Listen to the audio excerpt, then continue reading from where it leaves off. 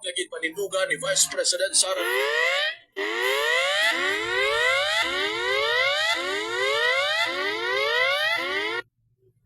Duterte nga illegal ang pag-aristo sa yamay nga si former President Rodrigo Duterte. This is all about politics. The administration is using government resources, the ICC, to demolish the opposition. Without a valid warrant from a Philippine court, this was at best a warrantless arrest. Apang sunod naman kay Justice Secretary Jesus Crispin Remulla. The IHL is the domestic law that we followed in recognizing the warrant of arrest issued against Rodrigo Duterte. Allows us two options, either extradition or surrender. We chose the executive mode, which is surrender. Marso 21 sa Balita Lokal.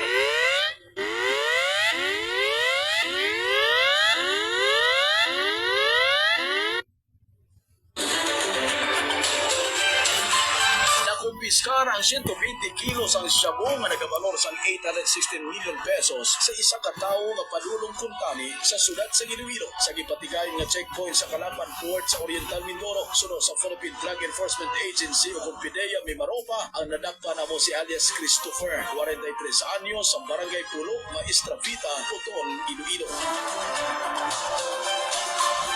Marso 25 sa Balita Nasyonal. Nag-apilar ang Malacanang nga magkalma ang mga tagsabnag ni former President Rodrigo Duterte kasunod sa ginplano sa pila ka mga OFW na magpatuman sa Zero Remittance Week bilang protesta sa pag-aristo sa anay opisyal. Gipaig ni Palace Press Officer Claire Castro nga nga plano ang mag-aapekto sa ekonomiya sa puson kag sa pamilya sa mga OFW. Kung hindi sila magre-remit ng kanilang mga maaaring ispadala sa mga pamilya nila, hindi lamang po gobyerno maapektuhan, pati ang kanilang mga pamilya. Ang kabahin sa pahayag ni Palace Press Officer Claire Castro.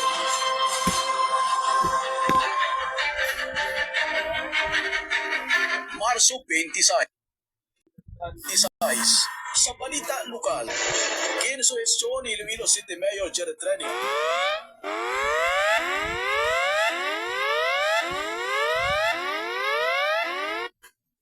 Asgay paidalom sa lifestyle checks sa gobyerno si Department of Public Works and Highways DPWA City Engineer Roy Pakanan bangod sa ginalikar sini nga madamo nga bodyguards kag bulletproof nga mga salakyan. Ginkatingala sa alkalde nga may 3 nga bodyguard si Pakanan samtang bomb kag bulletproof pa ang salakyan sini sunod sa alkalde. Ano kabilang matigaw ka, armado ka, kaya na doon, checkpoint kung nagulunod, nila kaya bullet room, bomb-proof, hindi ka tao, di ba? Tawag ito si Secretary Bunoa. Sa balita Sa showbiz, wala ang nakag sa senatorial slate sa alyansa sa para sa bagong Pilipinas tinag sa Pictuon, the COVID-19 COVID-19, nga si sa re-election na Senator Rico Ivy God, Marcos ini si kasunod sa Pictuon, pag-anunso sa that is presidential in- sister na nagbiya na siya sa alyansa kagitubod nga Part wala na K, kaniya 74, sa pag-aresto kay former kanta si President Mr. Rodrigo Loli, Duterte kay sa iyang Saya, mga pagpati Kalale, at prinsipyo. Saray, Sarere, kag Kamerita.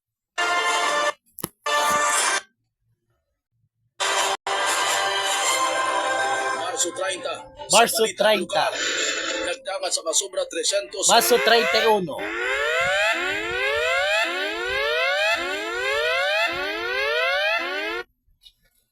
na individual ang nag-intra sa labing unang nga dalagan sumakwelan kung sa diin official media partner ang RMN Iloilo. Suno kay Pearl Purges Parangan, Pangulo sang Sumakwelan Iloilo Incorporated, ginpahayag sini nga ang nasambit nga fun run ang ginpatigayon agud magduso sa pagpreserbar sa pulong nga iligay nun. Marso 31 sa balita Sa Amo Pizza.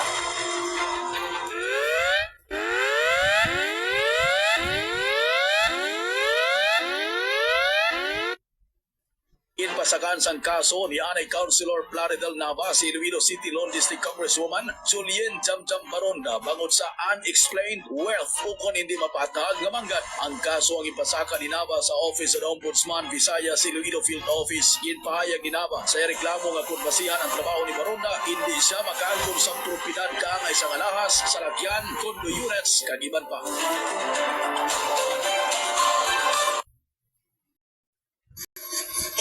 Balita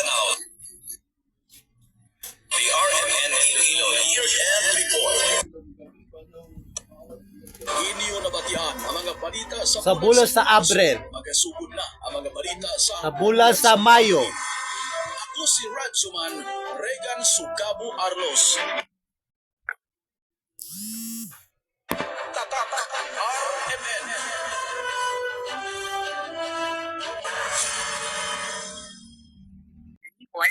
ang nagabulig para sa husto nga pagkaon kag klaro nga panghambal. Ang maayo nga oral care ang nagabulig agud malikawan ang infeksyon kag pamaagi agud makatukod sang lifelong healthy habits kag confidence. Iyari ang pila ka mga tips kung paano naton maambigan ang aton mga ngipon. Una, pag-toothbrush ng ngipon sang 3 ka beses sa isang adlaw. Ikaduha, paggamit sang fluoride toothpaste. Ikatatlo, paglimit sa matamis nga pagkaon kag ilimnon, kag likawan man ang pag-share sang kutsara na ginagamit sang adult sa kabataan. Ikaapat, proteheran ang ngipon sa injury. Kag ikalima, regular nga magbisita sa dentista para magpa-check up. Tandaan gid naton, small habits protect big smiles. Kasama mo sa DYRI RMN Iloilo, Raj Zuman, Leneth Fernandez Ulatiz, Tatak RMN.